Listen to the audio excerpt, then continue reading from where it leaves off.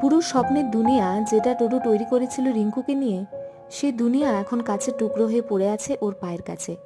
ডোডো বুঝতে পারল না ডিপ্রেশন নামক একটা অদৃশ্য মেঘ ক্রমশ ঘিরে ধরছে ওকে। ডোডো বাড়ি ফিরল বটে, তবে পড়াশোনাতে আর কোনো মতেই মন বসাতে পারল না। একটা সময় ও বুঝলো জয়েন্টের প্রিপারেশন এখন অনেকখানি বাকি, কিন্তু কোনো একটা অদৃশ্য শক্তি যেন কিছুতেই কোনো বিষয়ে মন দিতে দিল না ডোডোকে। কোচিংয়ের মক টেস্টে ডোডো কোনো মতে গড় নম্বর পেয়ে পাশ করলো। দেখতে দেখতে উচ্চ মাধ্যমিকের দিনক্ষণ চলে এলো।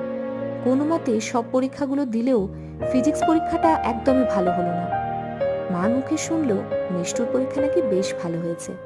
দেখতে দেখতে জয়েন্টের পরীক্ষার দিনও চলে এলো। পরীক্ষা দিয়ে ডোডো বুঝলো এবার আর ভালো কিছুর আশা নেই। আজ অনেকদিন পর হাঁপ ছেড়ে ডোডো একটা বাঁধানো গাছতলায় এসে বসেছে। চোখের সামনে আজ ওর একটা সম্পূর্ণ ওলটপালট পৃথিবী।